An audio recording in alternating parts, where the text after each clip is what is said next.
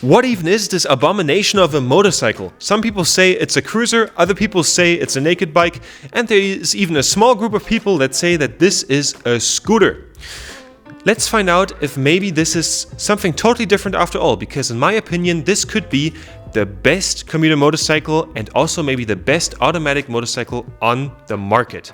And with that, welcome back to the 3 Miles MC. Because today we are talking about the Honda NC700 S DCT. This is basically if a Reddit forum would be a motorcycle. It is one of the weirdest bikes I think I've ever reviewed.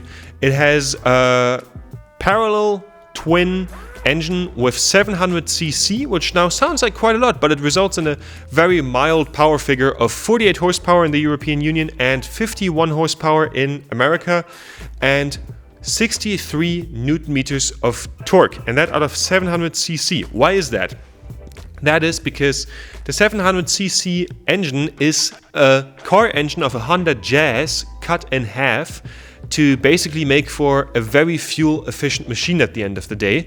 The bike only has a 13 to 14 liter tank, which doesn't sound like a whole lot, but it still gets a ton of range out of it. 260 to over 300 kilometers on one tank.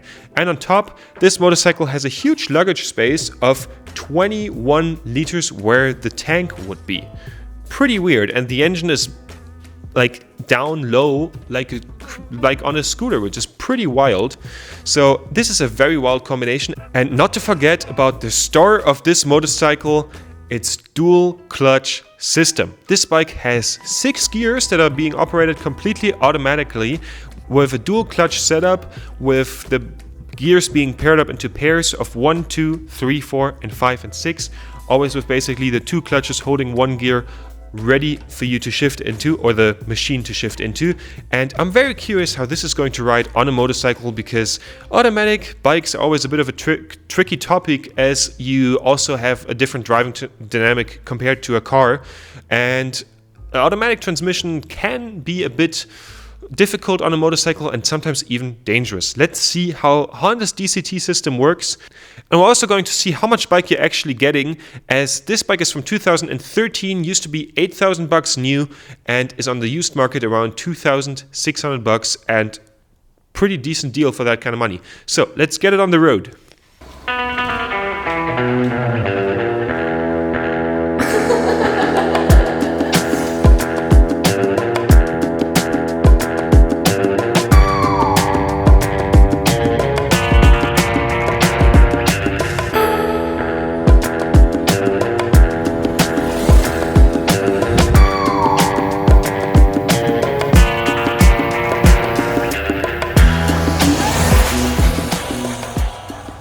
So we're now here on the road with the Honda NC700S, and the transmission shifts very, very early. It's very focused on fuel efficiency. That's very noticeable instantly. And here you see the bike roughly revs up like a car. Like, it doesn't show you, like up to 6,000 RPM, and how slowly it revs up. You really feel that this is half a car engine. For comparison, I drove one of the, I think the BMW K75 recently, not for a full video, just like in my own time. And that has the half 3-cylinder engine of one of the older BMWs. And it's a very similar feel in a way, a bit. Just that this is more of an economy car compared to the half BMW engined K75. Let's see what this thing has in drive. We're now in the drive mode, so let's go.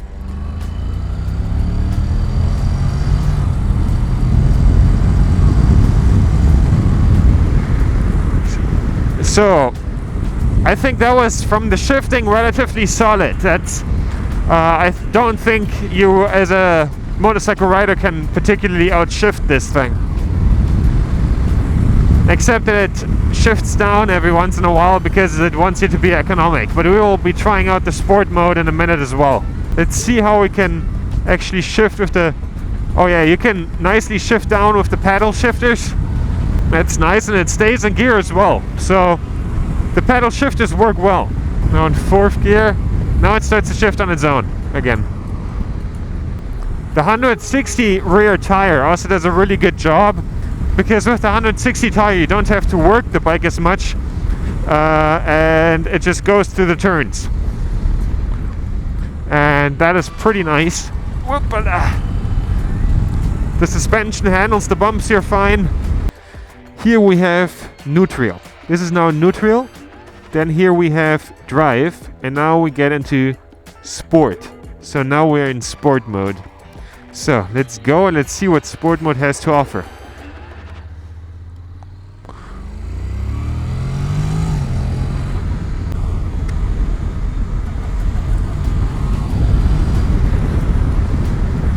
Honestly, the sportier transmission mode basically lets you constantly idle the bike at like half the RPM, and if you twist it more, it revs out the gears. It works pretty well. Like, I have to say, this is a pretty good system with this DCT. When it comes to automatic cars, I've driven a very old Ford Falcon that had a very bad transmission, and it's nothing compared to something like that. I once drove my dead grandpa's Mercedes with a double clutch system, and it's pretty much like that, and it does the job very, very well. No roughness in the shifts whatsoever. You can nicely swing the bike like a pendulum from side to side. You don't need to work it much.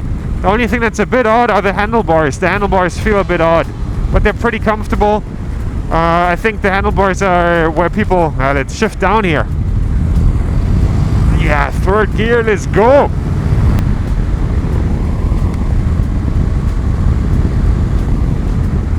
Yeah, also with relatively sporty riding and gold wings ending up in your own lane from opposite traffic, it does pretty well. Yeah, honestly, you can also have some proper fun with the machine. So after now taking this bike for the first spin, I have to say the automatic is not the weirdest thing about the bike, which is very, very wild, because the seating position is relatively special, and the whole design of the bike, the longer you look at it, the worse it kind of gets. I mean, just have a look here at this line of the frame and how it then connects to the chain protector. It's one solid line. The same situation you have with this part of the frame and how the engine is angled. So someone from the design team of Honda was in a big room of people and was like, let's do as many lines parallel as we can. And the whole team must have been like, yeah, that sounds like a good idea, which is pretty wild. But I have to say, I'm very positively surprised from the automatic transmission that the bike has, because you have to remember, this bike does not have a 6-axis IMU, so it doesn't know how leaned over it is. If the bike wants to shift down, it shifts down. If you're all the way leaned over, it still does it. But it does it so smoothly that I'm about 99% sure that it doesn't make me Mark Marquez myself out of the corner. But this 1% though, this 1% is costing me some confidence.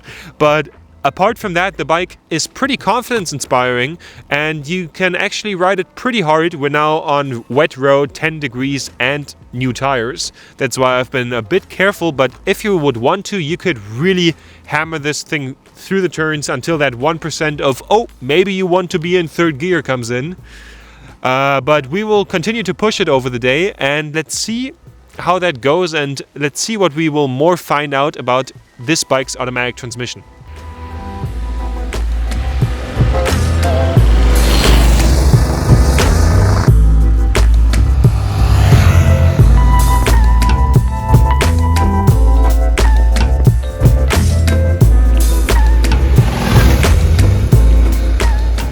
Here you see the beautiful river Rhine. It is Germany's biggest river. It's pretty incredible. Yeah, and we are here now in the complete manual mode of this motorcycle, which is also available. Yeah, you push this button and then you get complete manual, and then you just basically shift with the up and down paddle shifters, which is pretty neat, I have to say. It works pretty well, but this motorcycle really feels like a car. When it comes to its handling, you can't really say, like, it does everything pretty well. It does everything in the way it's supposed to. It has an upside right suspension, and now it's shift down, and it does everything pretty well at the end of the day. The only thing that you could kind of complain is when sitting on this motorcycle, the tank is not really nicely grippable with your legs, which is a bit disappointing because you cannot really hold on to the motorcycle pretty well with the with your legs. And also another one, the handlebars are just weird. You like slightly lean forward, you don't really have that much leverage on your on basically the handlebars itself, and it's a bit of a weird one. And also the bike looks from the front pretty much like the bike Eric is on.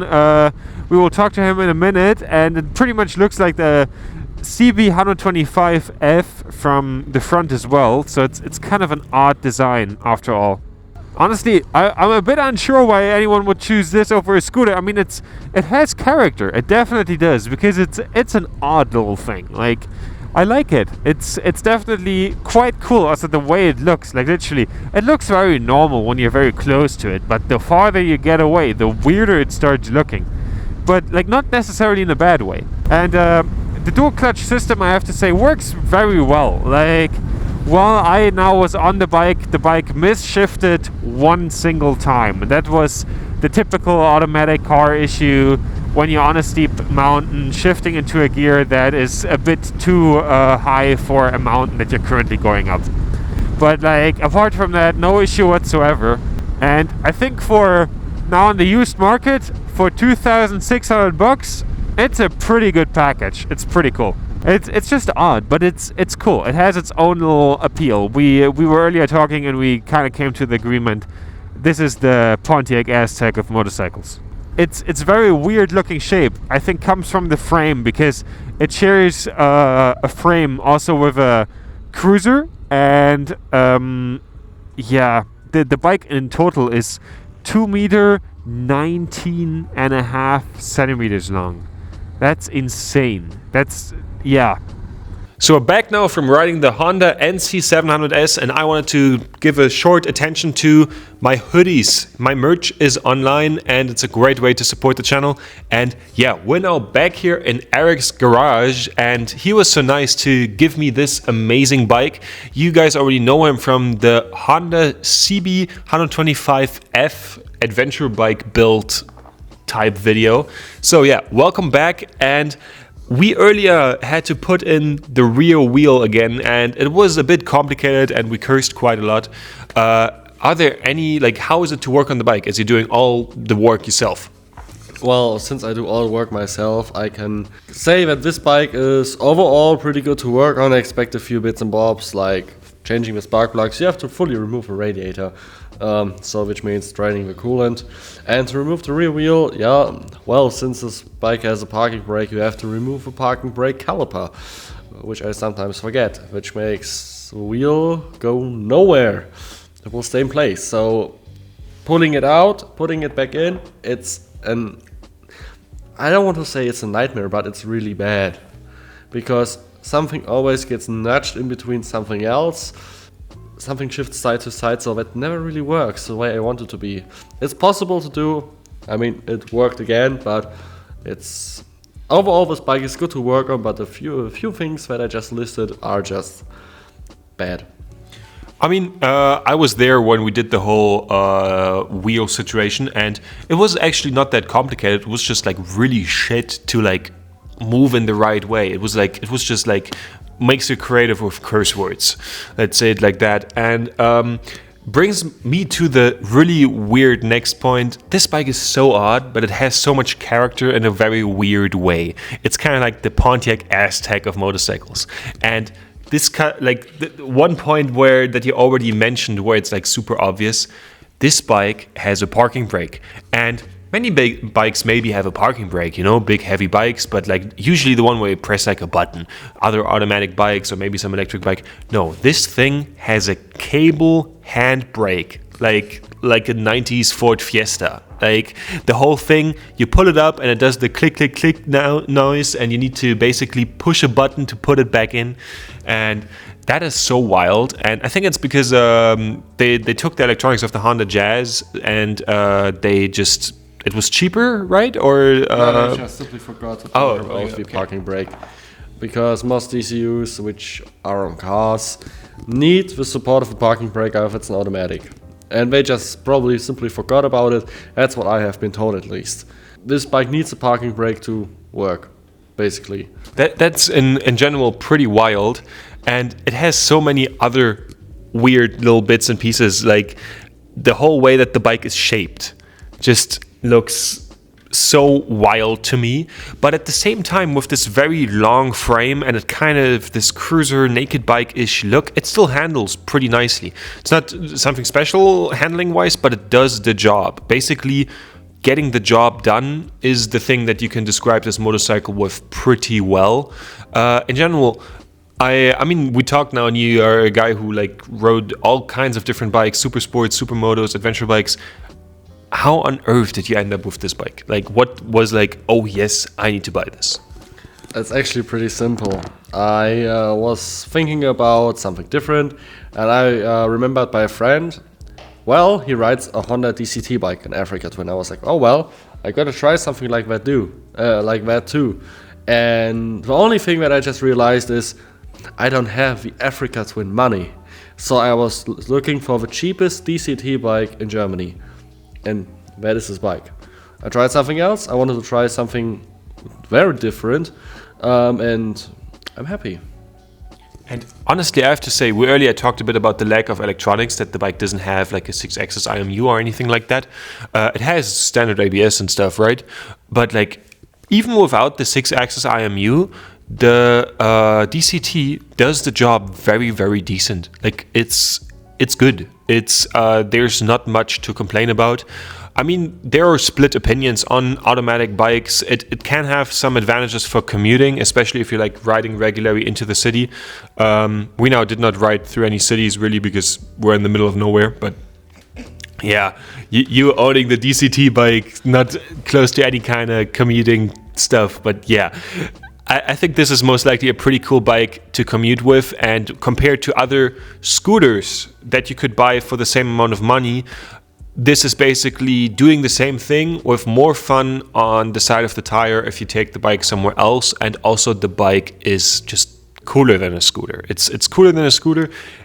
It just looks so odd, like the license plate holder, the whole way that the frame is shaped, the front headlight, everything looks odd, but it doesn't look bad. It looks, you know, there are bikes that it could be compared to, for example, like the BMW K1 and the Suzuki GSX R600F, the one that looked basically like out of bubblegum. It's kind of that type of appeal, and I have to say, it's truly great. I think you mean the Suzuki GSX 600F. In yellow, that thing is also called in the US as the Catena. Yeah. I refer to it as the riding banana. Yeah, basically the riding banana. But all in all, I think we can sum up, it's a pretty cool, neat little bike, especially for $2,600 to potentially more if you want to get the same bike. And yeah, I think that's a pretty good note to end the video on. And if you have a motorcycle that you would like me to review and you live in Eastern Europe, definitely feel free to write me an email, and see you guys in the next video. And definitely like and subscribe. Peace.